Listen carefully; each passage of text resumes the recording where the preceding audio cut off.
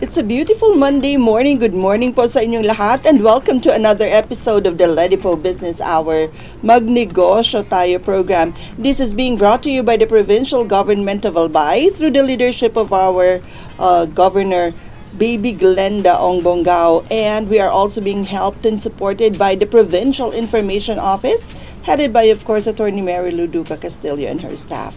I am your host for today, the Local Economic Development and Investment Promotion Officer of the Province of Albay, Ms. Jamie Florence Estrada Ribaya of the Ledipo Office, of course.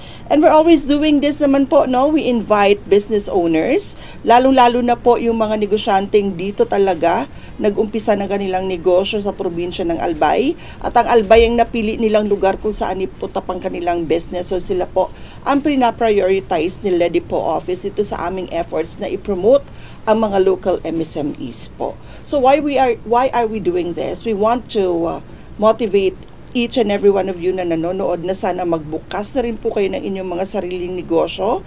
And we also want to prove that through the stories of the business owners that we invite here in the program, we want to prove that Albay can also be an entrepreneurial hub of excellence and that we can be the most preferred investment area not only here in the region pero sana sa buong bansa na rin. We are on our 105th episode na po. So pang 105 na po namin na business na matutulungan si Sir just in case. So before we go to our formal interview po, gusto naming malaman ninyo muna kung ano ang aming mission and vision at kung ano-ano po ang iba't ibang serbisyong pwede ninyong makuha sa Ledipo Office. So please watch this short video po.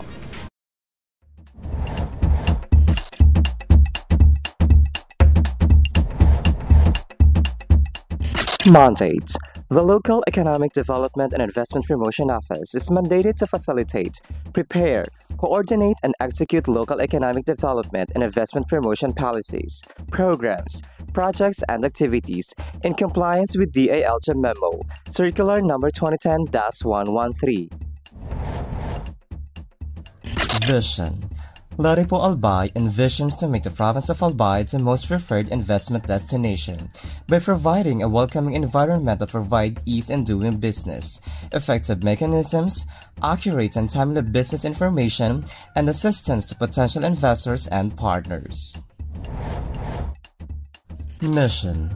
Ledipo Albay aims to foster the economic development and investment opportunities in the province of Albay through its various programs, projects, services, and activities. About the services. Local Economic Development and Investment Promotion is an office that is ready to assist potential investors and partners, private, individual or group, both foreign and local, and the general public, in terms of capacity building, advocacy promotion, marketing and product development assistance for the increased economic development and investment in the province of Albay.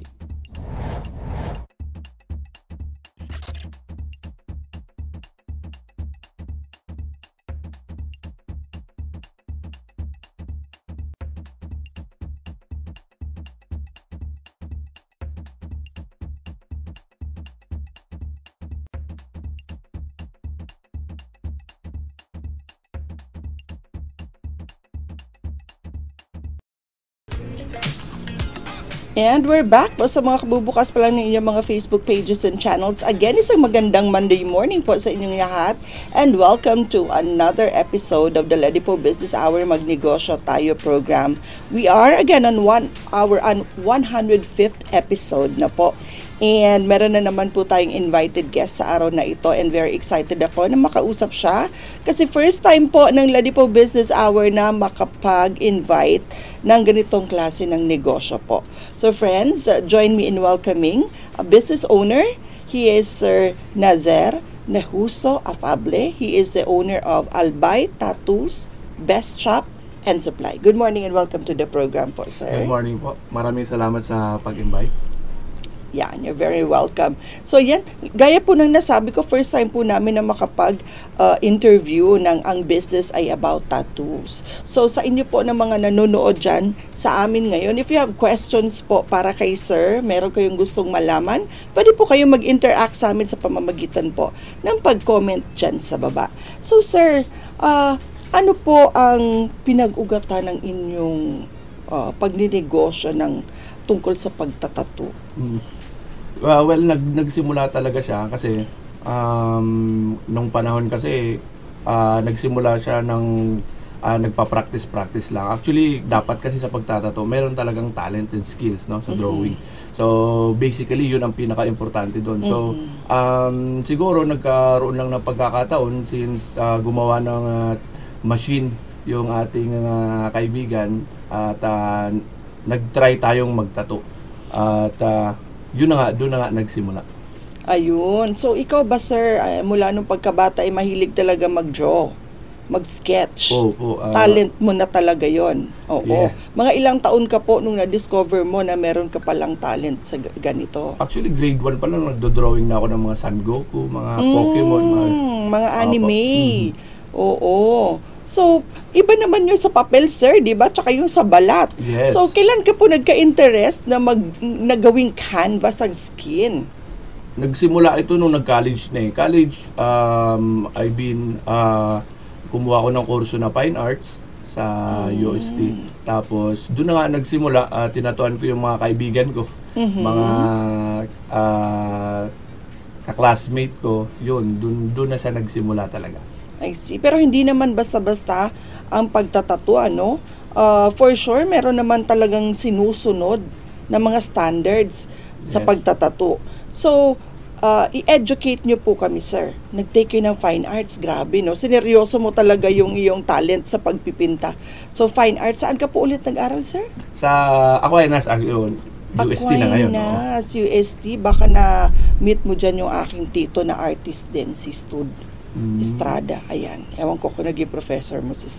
Pero, artist din po yun. So, ayan. After mo nung college ka, habang nag-aaral ka, nag-start ka na magtattoo. Yes po. Opo. So, paano nyo po inaral talaga yung pagtatattoo? Na inumpisahan mo sa mga friends? Nagsimula siya kasi nung panahon, syempre, pag nag-iinuman, iba yung may title ka eh. Di ba? Nagkakaroon ka ng title, hindi ka nang uutusan, hindi ka mag-aambag sa inuman, basta magtatato ka lang. Diba? Parang gano'n eh. Nagustuhan ko siya. Opo, nagustuhan ko, may title ka eh. Ngayon, habang tumatagal ang panahon, nakikita ko na talagang meron siyang potential na kaya rin kumita ng pera. Kaya nagsimula nang nag-graduate ako, nag-invest talaga ako sa gamit. I see. So, kailangan din ng malaking capital po ba? O pwede ka na mag-start ng iyong tattoo shop business sa maliit na capital lang? Actually, nagsimula ako, yung humble beginnings natin, tamang meron ka lang ng primary colors sa ink eh. Kasi that time, wala pa tayong, hindi pa tayo legal, hindi pa business talaga yung... Kaya nung nag-graduate ako, doon lang din ako sa sa apartment. Oo, nagsimula ako doon ng maliit na shop. Inaral ko muna yung market since advertising graduate din ako, major. So doon na-apply natin yung ating natutunan sa school, at the same time na i-apply na rin natin into real life diskarte talaga. I see. So, naging diskarte. Isa si sir sa mga ginamit ang talent para magka-pera talaga. Advantage talaga. Advantage. Ang meron kang, alam mo sa sarili mong meron kang talento, tapos hindi lang dahil may talento ka na, nakontento ka na. Nag-aral ka pa talaga, kumbaga, tapos, ayun, ginamit mo na sa pagninegosyo. So, nung una po ba, wala pa kayong physical na shop? Parang word of mouth lang muna, parang ganon? May natatuan ka, nagandahan, nagtanong, sino nagtato? Ganon po nung una? Ganon talaga, nung simula. Sinimula natin sa, syempre, inaasahan na rin natin na hindi muna tayo kikita dyan. Well, ang in-establish natin, yung nagsimula yan ng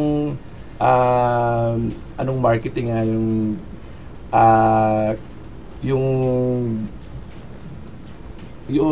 nagre-recruit ka, ng mga ano, di ba? Yung parang pag bumili ka nito, sige. Oo, may pa-freebies ka, Oo, may mga pa-perks ka, ganyan. So sabi mo sir, nag-umpisa ka sa basic lang. Para ito bang pagtatato, itong mga colors o mga, ano pong tawag doon sa ginagamit ninyo na Tattoo ink. Tattoo ink. Opo. Ito po bang tattoo ink ay kagaya din sa pagpipinta ng watercolor na pwede mong i-mix para lumabas yung kulay na gusto mo? Yes po. I see. Okay, ako din kasi Para ka na mahilig rin din ako nagpipaint. mag-watercolor painting. So, mini-mix-mix ko para lumabas yung gusto kong kulay. So, pwede rin pala ito sa tattoo ink. Opo. So, ikaw nag-umpisa ka sa mga basic colors lang muna. Like, how much po yung pinaka-initial capital mo to start the tattoo business po? Actually, nagtrabaho ako bilang isang, pagka-graduate ko, nagtrabaho ako sa DSWD as enumerator. Yung sinahod ko doon, itinabi ko. At doon ako nag-start ng capital with a capital of, I think, 50,000 pesos. Malaki-laki Opo. din. Complete na yon. Opo, dapat kailangan kumpleto ka. Hindi pwedeng bibili ka ng 2 needle, 3 needle, dapat box-box yan kasi malayo pa yung panggagalingan. Tama. And, hindi naman pwedeng mag-reuse ng needle sa pagtatato. Of course, Number yes po. 1 na, ano yun, di ba? No. Kapag Opo. nag-reuse. So, isa din yun sa mga itatanong ko po sa inyo later on, no? Kasi, importante yung sanitation, na malinis, and ganyan. Okay. So, 50,000 yung starting capital nyo. Ano po yung mga binili nyo sa 50,000? Inuna natin yung ink. Bili tayo ng isang set na ink. Bumili Mga tayo- magkano po yun? Ang set na ink nag-range yun ng panahon kasi mahal talaga yung Mga anong taon po ito, sir? Siguro mga 27. So 2007. 2007. Yes. Matagal-tagal na din. Oo. So mahal nun ng panahon kaya ang 15,000, 20,000 mo sa ink pa lang. At ito mga fina-flash natin sa screen, ito yung mga gawa, ay parang gusto ko yan. Ito yung mga gawa mo, sir. Yes po. Grabe, ang mga disenyo mo, parang painting talaga sa wall na pan-display sa bahay. Nilalagay Thank mo you. sa katawan ng tao. Ang galing. So, grabe, no? Talagang masasabi mo na hindi ka lang basta nagtatato. May skills ka talaga, kitang-kita sa gawa ninyo. And by experience po talaga. Oo. So, inumpisahan nyo po ito 2007. Opo. So, ilang years? 18? Halos 18? Tama ba? Opo. Halos pa 18 years ka na po. Ayan, grabe. So, yung ink set nung mga panahon, magkano po yung bilhin nyo? 20,000 siguro mga Mahal. yes. Oo. Ganun pa rin po ba yung mga presyohan ng inks ngayon? Ngayon kasi may nagpo-produce na mga brands from the Philippines. Nagtatry na rin silang mag-produce ng ink na local, no. I So see. nagkakaroon na ng napapamura yung mga ink. So, yun ang kagandahan kapag may competition na tinatawag, no? Kapag merong isang nagbo-boom na business at nireplicate yun ng isa. O di syempre, kung sinolo niya yon, mahal yung benta niya ng inks. Pero kung marami na ang nagbibenta, bumababa na yung presyo. Yun ang maganda pag may competition. So, ikaw, sir, bilang professional tattoo artist, how do you feel about having competitors around din naman? Well, actually, yun ang isa sa kung bakit mag-thrive ka talaga mag-excel sa isang di ba? Kasi dapat tutukan mo yung negosyo mo. Hindi pwedeng kahit in any business naman siguro, kailangan talaga yung hands-on talaga yung owner. Oo. Kaya yun ang ating importante nga encourage doon sa mga business owner na dapat talaga kung may meron mang mayroon mang competitors, maging masaya sila, di ba? Kasi lahat matututunan din nila sa competitors nila. Kung ano kailangan nilang maging edge, kung saan sila magiging mag-excel. Opo. Yes po. Ayun. So si sir, maganda yung kanyang outlook, no? Yung okay lang na may competitors kasi sila yung either gamitin mo as your inspiration, no? I-emulate mo sila. Tapos mayroon ka ring urge na mas galingan pa yung ginagawa mo Yes, kasi dapat mas magaling ka sa kanila or mas galingan mo pa para ikaw yung mapili ng mga tao. So, grabe, no? 20,000 ink pa lang pala yun. So, the rest po, saan natin nagastos? Nung panahon Yung din, ano po ba yung tawag doon? machine. Yung machine po. Oo. Anong tawag po? Way back, Ganda. yung mga machine ng panahon, coil machine. Yan yung maingay na machine. Opo. Ano po yung tawag nun doon? Coil machine. Coil? Noong panahon, nagre-range yan sa yung pinakamura niyan. Kasi ang China, nagde-develop na rin ng mga ganyang machine. So, makakakuha ka ng mga 3.5 yung isa noon. Pero, hindi talaga quality yun. I see. Pang beginner lang talaga. Ngayon po, ano na yung mga nauusong tattoo machines? Ngayon po, nagre-range na, kung professional ka, nagre-range na up to 75,000 yung isang Wow! machine lang. Grabe. Kailan po naging advantage sa inyo itong pagtatattoo? Kailan ba naging usong-uso talaga ito? Siguro nitong mga 2015, mga ganyan, nagsimula, mag-boom talaga. 2015. Naging fashion statement na ang tattoo. O dati pa. Kasi dati, di ba, alam natin yung background ng May mga pagtatattoo. negative pa, May opo. mga negative pa. Pag may ganun ka, it's either, sabi nila, nakulong or ano. Pero, through the years, ano na siya, naging fashion statement na, naging, ano na ba yung tawag sa mga tattoo ngayon, parang pagpapakita ng iyong expression ng sarili. May mga meanings na, may mga malalim na nakahulugan. So, ikaw ba sir, sa experience mo through the years, ano yung parang kwento, kung meron man, ng isang nagpatattoo sa'yo na may malalim na kahulugan sa kanya yung tattoo, kung may naaalala ka? Marami. Actually, yung mga, lalo na yung mga may mahal sa buhay who passed away, pinapatato nila it's either pangalan or mukha nung namayapa nilang mahal sa buhay. So, para sa akin, yun ang pinaka naitutulong natin. In a sense na ang art na ay lumalakad at the same time, tumatagal siya in a lifetime. So, mako-commemorate nila yung mahal nila sa buhay na nakalagay sa skin nila. Nakalagay sa skin yung mukha ng loved one mo o kung ano man symbol na magpapaalala sa iyo ng loved one mo. And ang ganda nga no, na meaning na ngayon ang tattoo ano. Paano naman sir yung mga pinatato ang mukha ng mga boyfriend and girlfriend nila tapos biglang nag-break? Ano po yung ginagawa mo doon? May lumapit na rin ba sa iyo no na nagparemedyo? Cover up talaga. Yun ang pinaka-remedyo diyan, no? So, wala Cover up.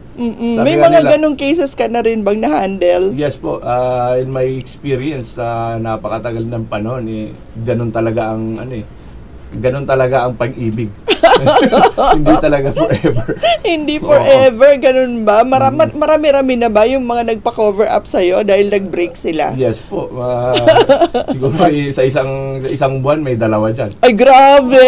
Isa, tapos dalawang pa-cover up. Usually, mga mukha ba nila? Ano yung mga pinapa-cover up, sir? Minsan mga pangalan eh. Yung iba, Pangalan. mga wise na ngayon. Kaya Oo. gumagamit na sila ng images or any kind of nag-represent doon sa labuan nila. Para just in case mag-break. Oo nga naman, ang Oo. pangit nga naman kung name talaga yung nakatato, no? Tapos i-date mo siya, parang mariremind din ako kung ako yung bago. Sino ba yan? Yung bago. Yung bago Oo. talaga actually ang nag-urge na pa-cover up na yan. Ipa-cover. Oo nga naman. Minsan sila diba? pa ang nagbabayad. Oo, ang ganda nun. Mayon, tapos may babae. Ang gaganda ng mga gawa mo talaga. Very impressive po, sir. Thank you po. So, grabe, no? Ano po ba ang iba't ibang klase ng tattoo ngayon, sa panahon ngayon? Sa panahon ngayon, meron tayong klase ng tattoo which is yung black and gray, realism, tapos oriental design. Realism. Ano Apo. po yung sinasabing realism na tattoo? Realism yung parang gumagawa na tayo ng buhay na imahe. Yang ganyan po. Apo. Oo. Yung 3D Uy, na ang siya. ganda nung mata. Tapos may mga colored na rin na involved na rin yung mga heavy lines. Aha. Ano tawag po sa ganun? Oriental designs. Oriental Opo. designs. And then, ano pa Traditional po? designs. May Yan mga yung tradition. Opo. Grabe, buong likod. Usually po yung ganito, pag buong likod pinagawa sa inyo, mga ilang oras niyo po ginagawa yan? Hindi lang O po sessions oras. po yan? Opo, araw po. Ang Araw. Kasi nga naman masakit yan, tsaka sugat yan. So, ang ganito po kalaki na tattoo, mga ilang araw po ginagawa. Depende sa client, ma'am. Kapag Sa pain tolerance ba nila nakadepende yes, po yun? Isa din yun. Isa din yun sa kailangan natin i-consider. Okay, yan. Yun ang next question ko po sa inyo. Ano yung mga kinoconsider ng mga clients mo or ikaw mismo, anong kinoconsider mo sa mga clients mo kapag nagpapatattoo po sila? Mga factors. Pwede ba yung high blood? Kailangan po ma-check din yung mga medical conditions Binibipin nyo po ba sila? Hindi naman po. Hindi naman. Actually, kinakausap na rin natin siya. Yung pinaka-concern natin dyan is, like for example, yung allergy sa skin. Number one, kung may Bawal mga yung allergic reactions sa ink. Bawal magpatato na bagong swim. Nagbabad ka bago kang ligo sa dagat, nag-swimming sa dagat. May sunburn. Opo, bawal. Okay. Ano pa po? Bawal yung galing ka sa inom. Tapos hangover ka magpapatato. May hangover ka na Bakit magpapatato. daw po? Bakit po? Iba ang magiging resulta niya, no? Kung may hangover ka lang itself, lalo na kung sasaktan ka pa. So, mahirap para sa'yo na i-manage yung pain. I see. Akala ko advantage kasi patulog-tulog ka lang yung pala. Hindi.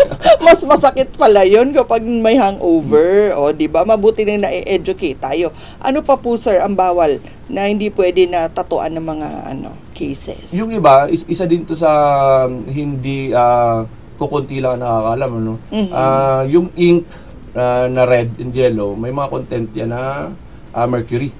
So, ako talaga pagka pag nag-request yung client ng red na yung kulay na yan, chine-check ko talaga kung meron silang history ng allergy or anything na kasi yung ganyan na ink okay lang siya 1 to 3 years. Pero after 3 years nagba-manifest yung allergic reaction ng ink sa balat. So 3 years na siya or more than or less than. Kaya, ganun. opo. Pero itong levels ng mercury, ano po ito? Parang may approval naman ng na pwede talaga safe naman itato? Actually, lahat naman ng red na kulay, kahit sa pintura, may mga mercury content sila para mag-glow yung kulay na yun. So, isa yun na content para may yung kulay niya. So, safe naman sa balat po. Opo, yun nga safe. lang, dapat i-educate I-consider, nyo na, ikaw kung may allergy ka, ganito. Wag muna. Wag red. Ibang kulay na lang. I see. Paano po yun dun sa mga diabetic naman? Diabetic naman, dapat yung blood sugar nila maintain, Dapat maganda yung ng blood sugar kasi kung pataas baba yung blood sugar nila tapos magpapa-session sila, hindi po natin masisigurado ang healing nito, kasi lalo na kung may sugat din sila na may latest silang sugat na hindi pa naghihilom tapos magpapatato sila. Isa din yun sa kinukonsider natin na talagang pinagbabawal natin na magpatato yung mga diabetic na may sugat and hindi stable yung ng blood yung nila blood sugar. So talagang madami ding factors to consider. Ikaw ba, sir, pag nagtatato, meron kang agreement o may waiver or ganun po sa mga clients mo? Yes po, before talagang kailangan natin protektahan yung sarili natin. Not only ang sarili natin but also yung business natin, di ba? Yes, Ayaw nating madungisan ng kung ano-ano. Kasi baka tinanong mo, hindi naman dinisclose sa'yo yung katotohanan, correct. di ba po? Hindi po sila pagka nagreklamo sila, hindi nila sasabihin na kasalanan nila. Di ba? Oo nga, opo. Talagang kasalanan ng artist yan. So, ganun. Kaya gumawa tayo ng waiver at pinapapirma natin sila doon sa waiver na yun. Ayun. Para nga naman sa inyong safety. Baka tinanong mo ng allergy, sabi wala dahil gusto lang magpatato after magmamanifest. So you have to protect yourself in the business pala. So advisable po din ito sa lahat ng mga tattoo artist dyan na magkaroon din sila ng ganito, yung parang pasay ng waiver? Well, depende sa kanila, sa mga experiences nila. Kasi usually aano ka ng waiver kapag ka may mga experiences ka na, may mga clients ka na mga ganito, ganyan. So, paano po ba nadidistinguish ang mga artist po, ang mga tattoo artist na yung parang amateur lang, yung parang meron po ba kayong certain na certification na kinukuha or course na tinitake or anything po para ma-distinguish naman kayo na kayong mga professionals at saka yung mga hindi?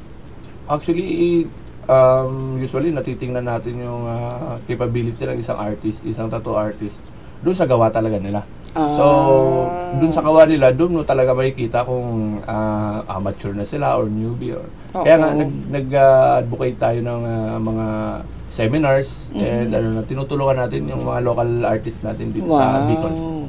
Napaka ni Sir generous sa pag-share ng kanyang knowledge. So, wala pa palang parang standard talaga na or leveling na tinatawag. Kahit bago ka pa, kung sobrang galing mo na, pwede ka na matawag na pro. Parang ganun po ba yun? Opo. Wala namang certificate na kinukuha para makapag-open ng tattoo shop. Wala. Actually, kahit nagsisimula ka lang, pwede naman magtayo ka as long as you have the capital, ano? Oo. Kaya lang, syempre, dapat make sure na yung market mo, which is your clients mo, inaandyan para buhayin yung business mo. Ikaw, sir, talagang you chose to make your business legal by getting all these necessary documents from DTI, di ba po? May business permit ka, mayor's permit. As a business owner, ano po yung naging advantage nito sa inyo personally? Actually, ang advantage talaga is yung integrity ng ng yung integrity ng business, di ba? Kahit saan ka pumunta in any legal form, kumpleto ka sa mga dokumento na kailangan ipakita. At at the same time, syempre sa mga banks, kailangan may mga ganyan ka or lalabas ka na ibang bansa, di ba?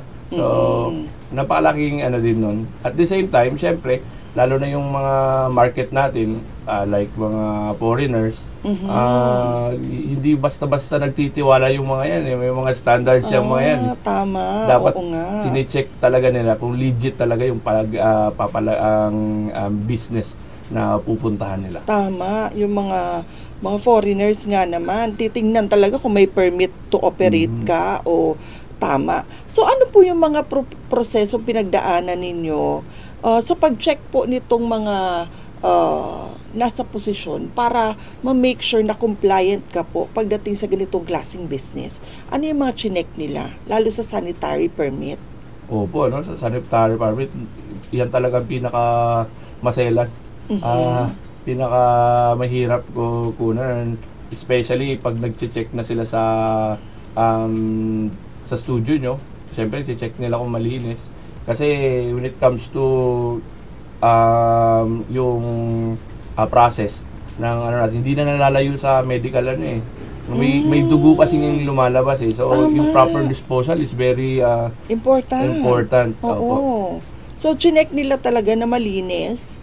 And kayo din, you make sure na yung mga needles nyo po, paano nyo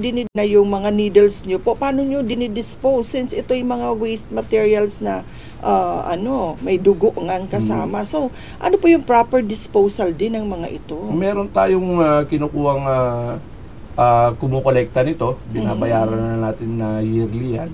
So, sila ang kumukolekt na since dalawa naman yung business natin na tattoo. So, dalawang na rin yung kinukuha nila, yung mga sharps, which is needle yun. I see. Pati yung pampunas, dapat malinis talaga. And yung aftercare din. Paano po yung aftercare pala ng mga tattoo? Actually, aftercare, maraming klase yung aftercare Meron nga tayo, isa din yan sa business na sinisimulan natin ngayon, which is nagpo-formulate tayo ng mga ganyang aftercare para matulungan natin not only yung mga tattoo artists but also yung client. Actually, maganda yun, naisip nyo pong business. Kasi maraming nagpapatato, after nila magpatato, self-care na yung ginagawa. Yung iba, kailangan din ng professional help. So, maganda yung naisip nyong business. So, kailan nyo po ito bubuksan o nabuksan nyo na po ba ito? Yes po, actually, nagsisimula na siya. Tinatawag po nating standard formula. Yung standard formula na yun, majority na ng mga tattoo artist dito sa Bicol, yun na ang ginagamit. So, I see. very thankful tayo and very blessed tayo na kahit papaano nakita natin yung kagandahan at integridad nitong produkto natin na ginagamit at nakakatulong sa ating mga kapwa tattoo artist. Ayan. So, may aftercare products na po ba kayong nilaunch? Yes po. Yun, may aftercare products na rin po tayo for very clients nice. din. Opo. O yun. So, yung mga naghahanap ng mga panlagay sa kanilang mga balat after magpatato, pwede na kayong puntahan saan po, sir? Meron tayo sa Bichara, yun ang pinaka main branch natin, no, sa Bichara, 3rd floor. Pwede na kayong bumili ng mga kailangan ninyo. Meron ding pampaputi ng balat kasi syempre ang tattoo nakarely yan sa canvas which is the skin. So, yes. Napakalaking bagay kung maputi ka. Tama. Oo. So, isa din yun. So, yun ang inaaralan natin dito. Yung produce tayo ng mga aftercare and yung mga ibang gagamitin ng mga tattoo artist para sa kanilang hanap buhay. I see. Okay. Ganda. So, yung mga products niyo po ito, sir, yung formulation po nito, sino po ang tumulong sa inyo para talagang ma-check din yung quality nito? Meron tayong mga kaibigan na doctors na nagtulong sa atin sa pag-formulate nito. Hindi naman ako, kahit ako, hindi ko kayang gumawa ng mga ganyang So, kailangan natin talaga mag-seek ng professional para magawa natin ito. And pinag-aralan natin siya nang ako muna yung nag-try. Gumamit. Trinay niyo po muna sa Tapos, mangilan-ngilang artist na binibigyan natin dito para masubukan. At yun nga, we are very blessed na naging maganda ang resulta at marami ang nagkagusto ng mga artists and clients. I see. Grabe, no? So, maganda po yung naisipan ninyong business na pagtatato. At the same time, you care for your clients din kasi you provide them aftercare na mga panlagay din sa kanilang mga balat. So, and sabi nyo nga, may katulong kayong mga doctor sa pag-formulate nito and may registration na rin po ba ito sa ano ba yung kinukuha? Bureau of BFAR? Tama po ba?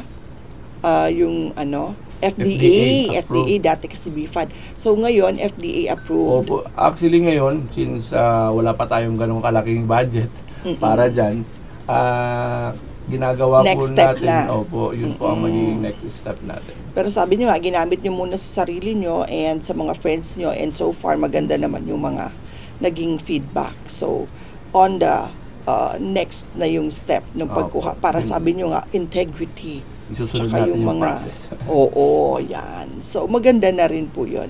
And may 2 shops na kayo, sabi nyo po. Yes. So yung 50,000 inyong puhunan, gaano katagal bago ninyo na ibalik yung capital nun, sir? Nung time na yon, iilan lang kasi kaming tattoo artist dito nung panahon. So siguro by 2 weeks, 3 weeks, bawi na agad. Grabe. So, pag talented ka, tapos sumikat ka by word of mouth, nung mga panahon na yun na hindi pa naman masyadong uso ang social media, in 2 weeks time, nabawi na ni sir. Lalo na ngayon, na sobrang laki na ng tulong ng social media sa mga negosyante. So, ngayon sir, nag-improve, nag-upgrade, at palaki na ng palaki yung business ninyo. Kumusta naman po ang kitaan sa ganitong klase ng negosyo? Medyo, masakit na sa ulo.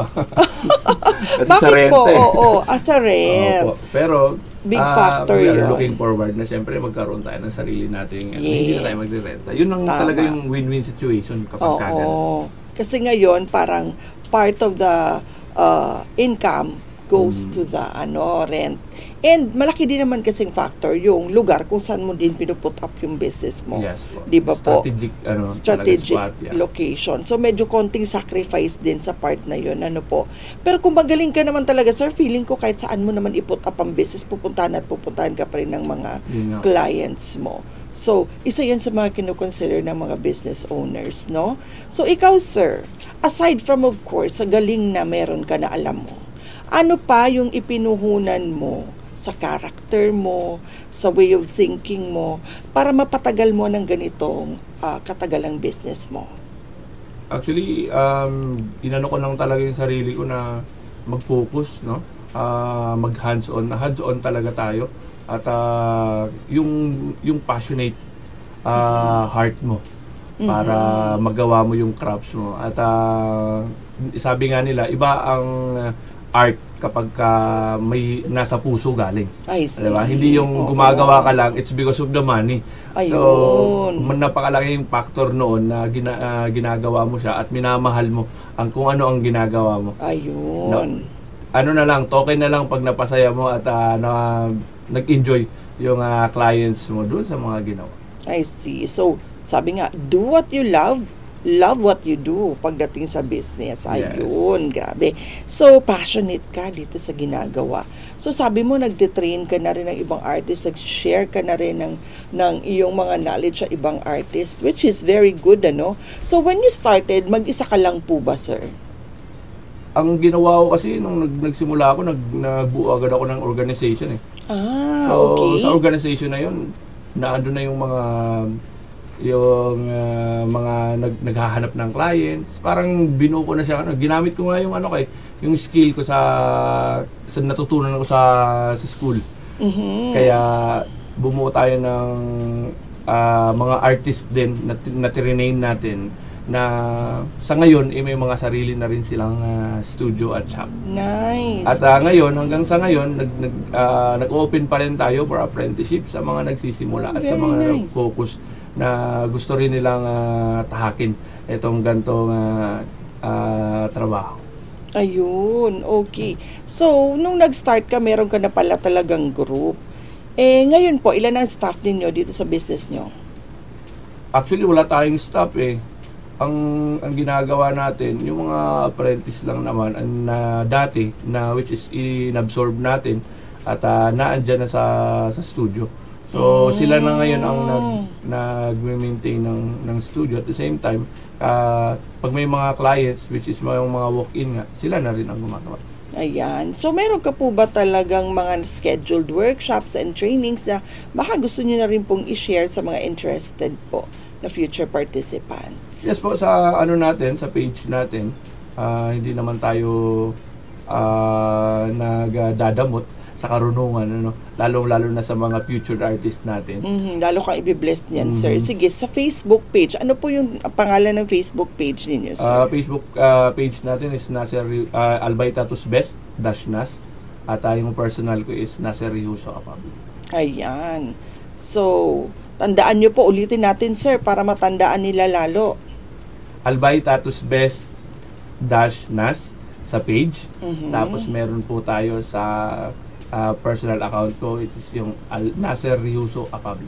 Ayan. So, dalawang accounts ni sir ang nabanggit niya. So, if you are interested to participate in the trainings and workshops na ginagawa po ni sir, sabi niya nga, hindi siya nagdadamot ng kanyang karunungan. I-take advantage yun na po ito. Lalo sa mga mahihilig dyan na sa arts and gusto ninyong gawing negosyo ang pagtatato, why not? Ayan. Yes. So, magkano po ang price range ng pagpapatato sa isang pro artist na kagaya niyo po?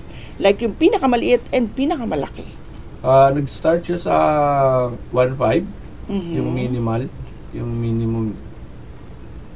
Gaano kalaki po black, ito? Black yun, tapos Black. 2,500 naman pag may kulay. 2.5. Kasi nga may aftercare pang kasama si sir. Yes po. Ayun. So, and sabi nga niya, may integrity kasi siguradong malinis, pinag-aralan niya, and pagdating naman sa experience, sobrang dami na ng years of experience si sir sa ganitong negosyo. Almost 18 years, no? So, kayo po ba'y may brochure? O kung pupunta mo yung magpapatato, kailangan may design na sila nadala? How do you do it po? Actually, nowadays, yung mga clients natin, na sila eh. Decided na sila kung ano ipapagawa nila. So, may mga designs na. It's either meron na silang idea or meron na silang sample na gusto nilang ipagawa. I see. Yung ganito po kalaki, gaano katagal po yan gawin? Pinabot tayo ng maghapon dyan, ma'am eh. Ay, ano yan? Nasa loob dito, nasa loob ng parang ang sakit-sakit. Anong body parts po ba yung masakit pag nilalagyan ng tattoo? Actually, na-identify mo yung mga body parts na masakit. Yung mga mga maninipis at saka mapuputi nating skin, which is yung mga nakatago-tago. Oo. Doon yung mga gilid-gilid, mga singit-singit. Yan. Yung mga dito. Opo. Dito.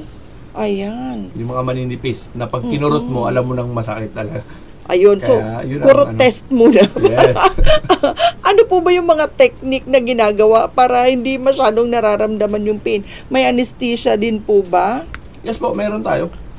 Depende rin kung kakailanganin na ng client. Meron naman tayong nakabantay na anesthesia. Pero yung karamihan sa kanila, hindi din talaga nagre-rely. Gusto din talaga experience yung pain. I see. Meron din po ba kayong tattoo removal service? Yes po, meron po tayong tattoo removal. Nagle-laser din po tayo. I see. Mga magkano naman po nagre-range ang tattoo removal? Tattoo removal po, nag-start siya ng 1.5 din po. 1.5, I see. May piercing din po ba kayong ino-offer? Yes po. Oh, kahit ako nagpi-pierce din ako. I see. Ikaw po mismo. Opo. Magkano naman po ang piercing? Piercing naman natin, 1.5 din. May kasabay na siyang hikaw and aftercare. May hikaw and aftercare Yes, na. po. Ayun. So, grabe, no? Ano yung mga challenges sa ganitong business, sir? Ngayon, marami ng challenges since marami nang nagsusulputang mga tattoo artist, no? Siguro yung kung paano mo ma-maintain yung pangalan ng business. Kung How paano do you do ma-maintain it po? Yung sinasabing pag-maintain ng integrity ng business. Kailangan mo talagang makita kung saang aspeto nagiging edge sa kanila. Yun ang kailangan mo malaman. Kailangan mo talagang panghawakan yan.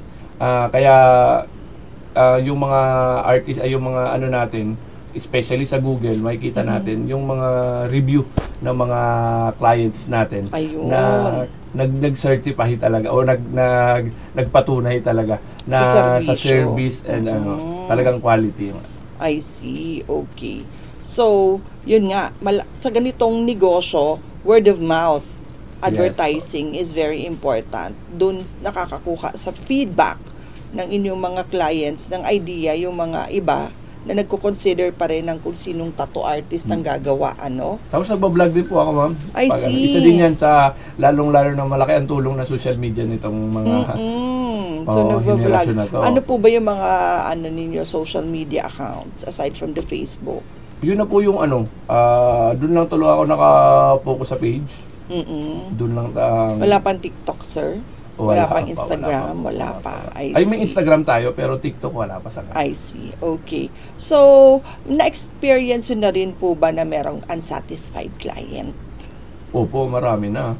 So, yun ay isa din sa kailangan mong i-consider kasi hindi lang yung pagkagawa mo yung yun nga yung aftercare. Kaya nga nag-develop tayo ng aftercare kasi isa yan sa napakalaking hadlang sa negosyo mo. Kasi kung ikaw ginawa mo ng tama, ginawa mo ng maayos yung part mo sa tattoo artist, kung yung clients mo naman, yung client mo naman ni Burara, pinabayaan lang din yung tattoo niya, mag-aapekto yun sa'yo. Sa'yo mismo babalik. I see. So, kailangan mo rin silang i-educate kung Yes, paano linisin, proper aftercare, kumbaga nga. Proper education talaga. I see. Okay. So, ayun. Napag-aralan mo na din through the years on how to handle unsatisfied clients. So, siguro, by this time, nabawasan na or halos wala na nagre-reklamo. Tama po ba ako, sir? Yes po. So, lahat naman ng negosyo sa umpisa, di ba, trial and error. Talaga. Oo, may mga trials and worth it po ba naman lahat ng mga naging challenges sa inabot na mga achievements ng business nyo ngayon? Yes po. Doon tayo, yun naman sukatan di ba? Sa successful na business. Yung mga trials na yun, magbibigay talaga ng kaakibat na success in the future. Kaya lang, kailangan din talagang mag-focus at bigyan mo ng pansin in every detail ng business. I see. Okay. So, ikaw, sir, bilang isang negosyante, ano yung tatlong characteristics na meron ka para tumagal ka sa ganitong negosyo? sa akin, sa business na to, service na siya eh. Service na siya eh. Ngayon ko lang din na trinay itong nagma-market na ako ng mga products. Pero when it comes to service, kailangan talaga passionate ka. Kailangan na salesman ka rin. Magaling ka makiusap. Yes po, sa client. And dapat porsigido talaga. May goal ka talaga. Focus ka lang talaga palagi sa goal. Focus ka. Ikaw, sir, ano yung goal mo dito sa iyong business? Well, ang goal natin sa ngayon is hindi lang yung tayo, no? Kahit papaano nagiging stable na tayo into this klase ng negosyo. Masasabi natin. Kaya nakapokus na tayo. Sabi nga, calling ko na rin siguro yung tulungan natin yung mga bagong generation since we are not getting younger anymore. So, tutulungan natin sila na kahit papaano ganun pa rin yung ma-experience nila when it comes to owning a business, which is yung pagtatattoo nga. Kasi ngayong panahon, marami na nagsusulputan na mga tattoo artists na kulang sa kaalaman, kulang sa education, hindi proper yung ano nila. At basta-basta lang silang gumagawa, nagtatattoo na hindi naman talaga nila gusto. Pang ano lang, kung paano lang din talaga gumawa ng pera. Kaya ngayon, tinuturuan natin yung mga bagong tattoo artist natin kung paano sila at kung ano talaga ang trabaho ng isang tattoo artist at kung paano ito palalaguin at paano ito mabibigyan ng halaga, lalong-lalo na yung mga clients nila in the future. I see. So, provide service from the heart and then talagang magpursige, focus sa goal, sabi nga ni Sir. So, ang galing. And, napakaganda na you share your skills, you share your knowledge sa mga new generation. Lalo na ngayon na hindi na ganun kahigpit ang mga patakaran pagdating sa tattoo.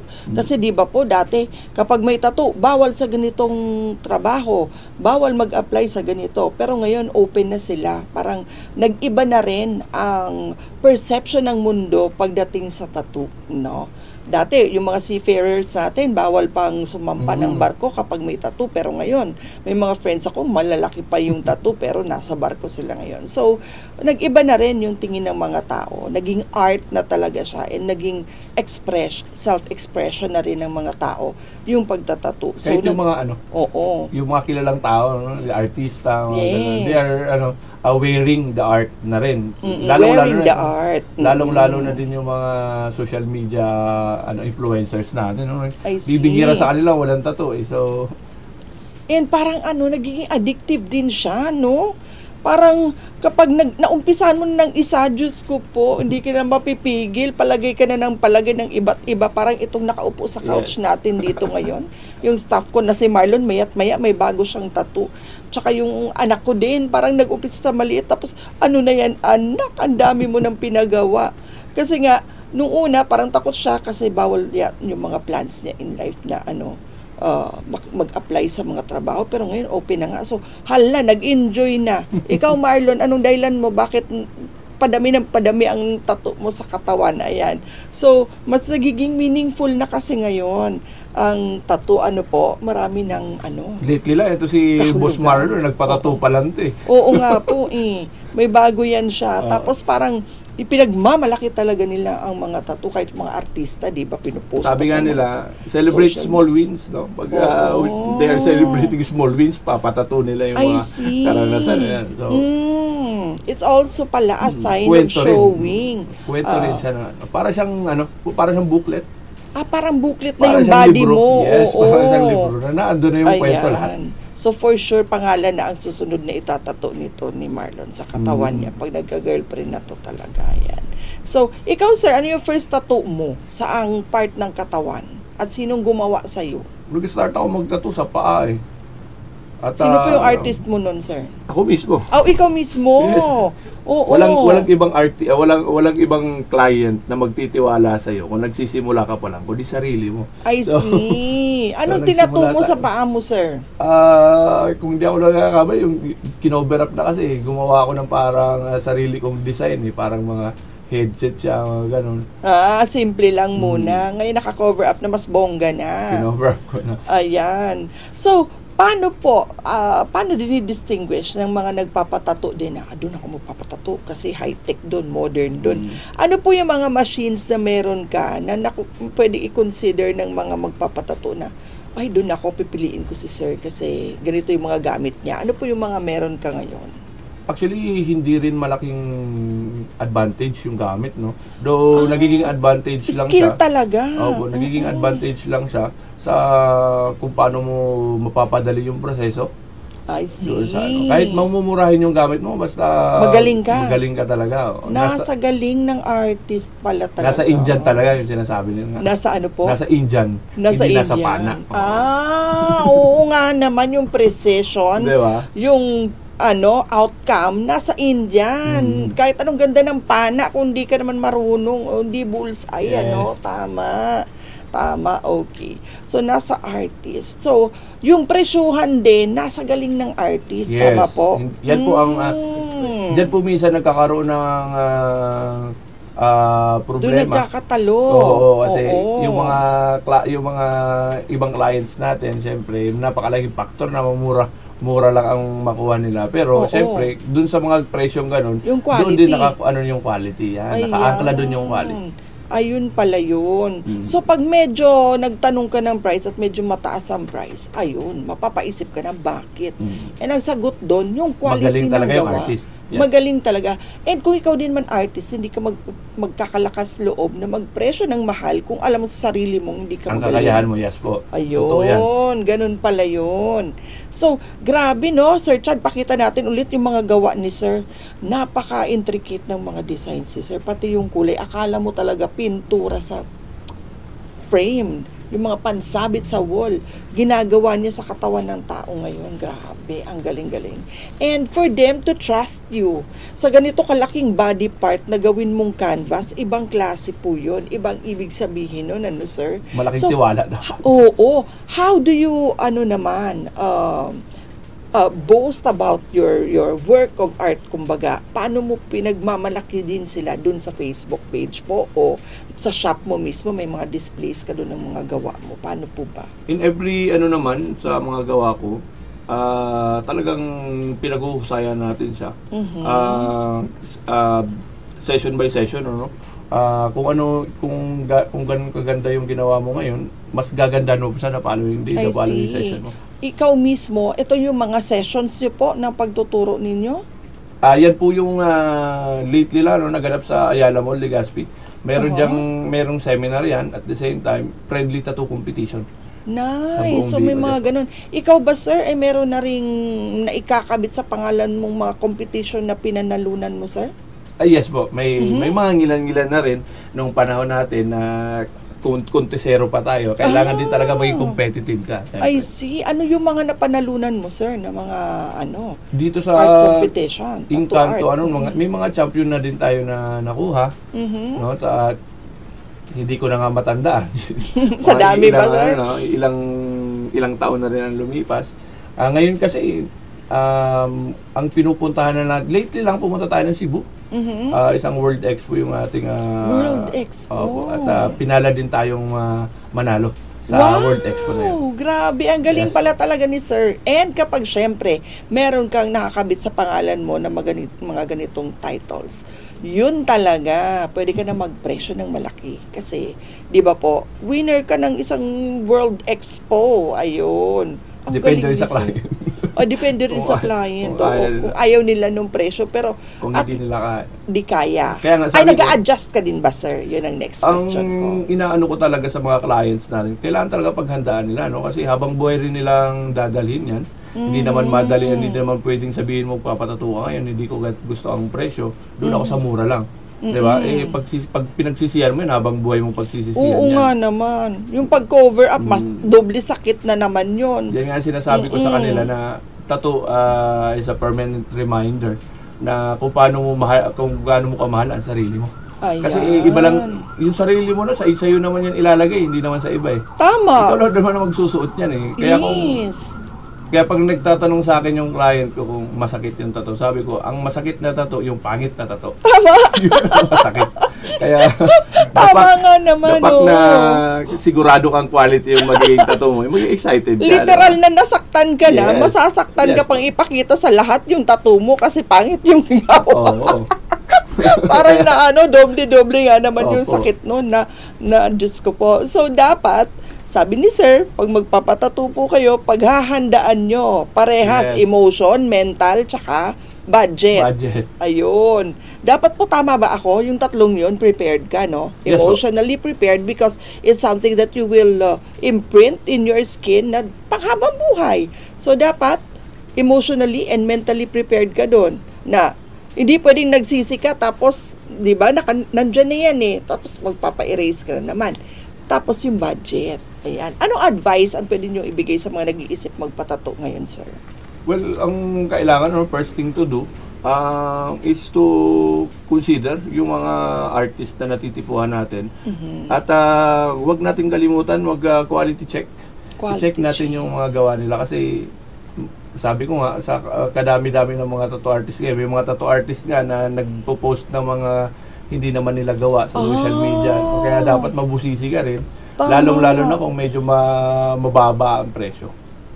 Kaduda-duda. Kaya nga I sabi ko, see. kung bakit mababa ang presyo nila kasi ang kalidad ng mga gamit na ginagamit nila is Gamit, mababa rin. tama. Lalong-lalo na may mga lumalabas na mga supply ngayon na kung sa construction nga very substandard. Substandard. Opo. Kung Pati yan yung ink.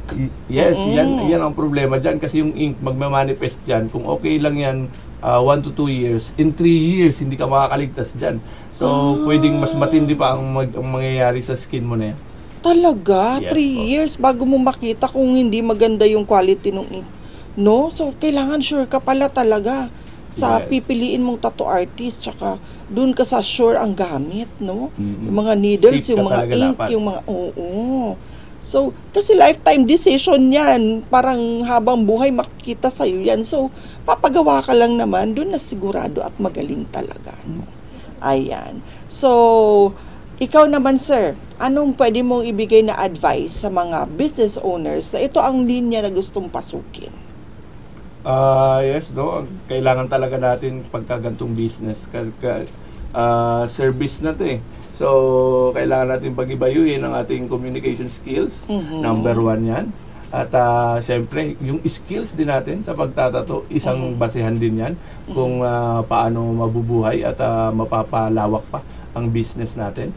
At focus lang tayo. Doon lang tayo sa goal at huwag natin kalimutan na kung ano ang binigay ng ating may kapal na skill ay gamitin natin ito para ma-share sa iba at magamit din natin ito upang mapaunlad natin ang buhay ng ating pamilya into this kind of business. Yes. Ayan. So, ganon. Skills, pag-ibayuhin, galingan, maging hands-on, and lagi ka dapat inspired. Ikaw, sir, what inspires you po?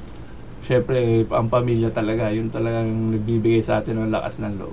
Ayun, family talaga. So, may mga times na medyo maalat, medyo mahina ang pero Yes kapag inspirasyon mo yung pamilya mo, you'll just keep going. Dapat magaling ka rin mahumawak ng pera dyan. Hindi Magaling yung humawak kung ano ng yung pera. kinita mo, gastos mo na dyan. Ayan. Dapat magaling ka sa So, pag-manage. ilang buwan o taon mo po na perfect itong pagmamanage ng finances? Siguro na ano natin siya 10 years eh. In 10 years, Oo. talagang may mga lumalabas na mga challenges na pag-iisipan mo rin kung paano sa ganitong negosyo. Siguro na-develop lang siya nung galing na rin kasi ako talaga galing akong Masbate, no.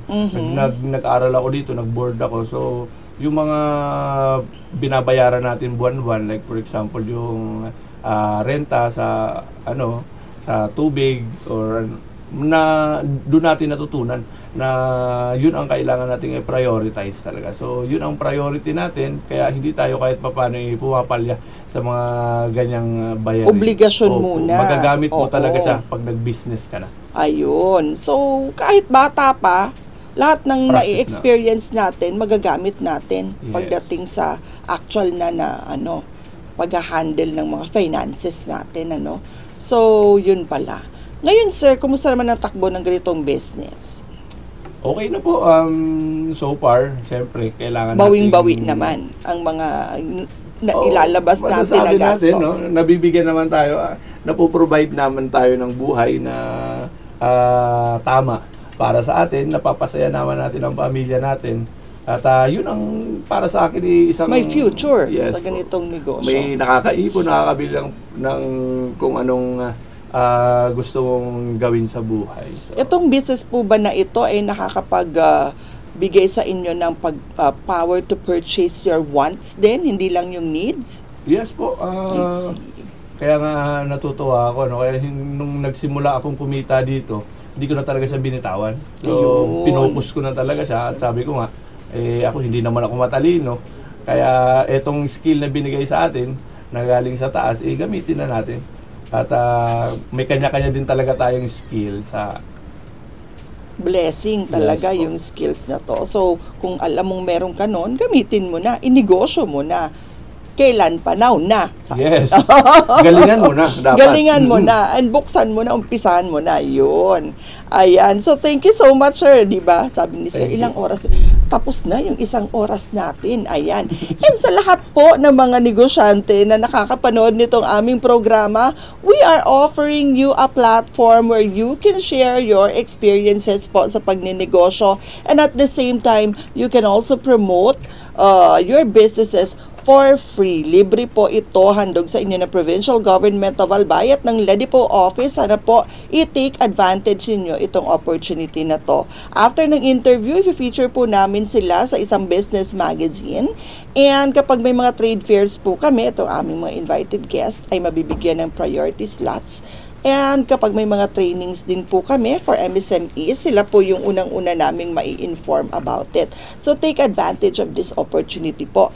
And we are hoping and praying na sana magtuloy-tuloy pa po kami dito sa aming ginagawa sa LEDIPO office kasi alam naman po natin na mag-change administration na. So we're hoping and praying na tuloy-tuloy and masuportahan pa rin po itong aming programa. For now po, we are being helped and supported of course by our governor na nakaupo pa rin hanggang June, Governor Baby Glenda Ong Bongao and whole Albay Provincial Information Office headed by Attorney Mary Luduca Castillo, Sir Chad na technical staff po. And sa lahat ng staff ko sa LEDIPO, maraming salamat and sa inyo po na lagi nanonood sa amin. Abangan niyo po kami ulit sa Wednesday sa isa na namang business talk. So sir, thank you so much for being our guest. Thank you so much po, ma'am. Nice meeting you, sir. Isang karangalan po na ma-feature tayo sa business program. Yan. Thank you po. It's also our pleasure to help Albayano business owners. So, yun po. Take advantage po of this opportunity. Get in touch with us at the LEDIPO Albay Facebook page po. Ayan. So, meron din po kaming Facebook page, Magnegosyo Tayo Facebook page. Ayan. So, ito po yung background namin.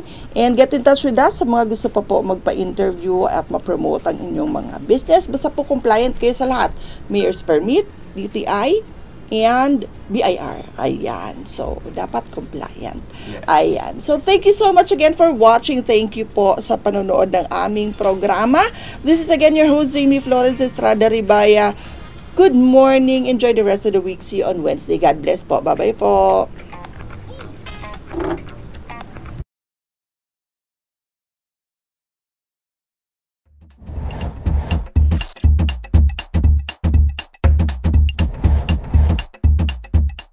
Mandates.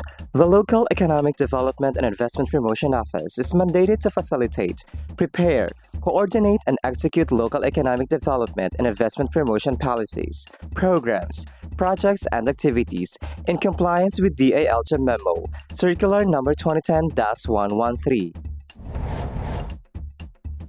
Vision.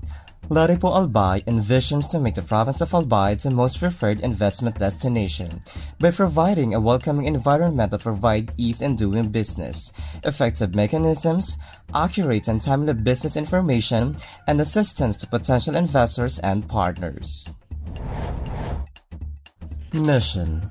LEDIPO Albay aims to foster the economic development and investment opportunities in the province of Albay through its various programs, projects, services, and activities.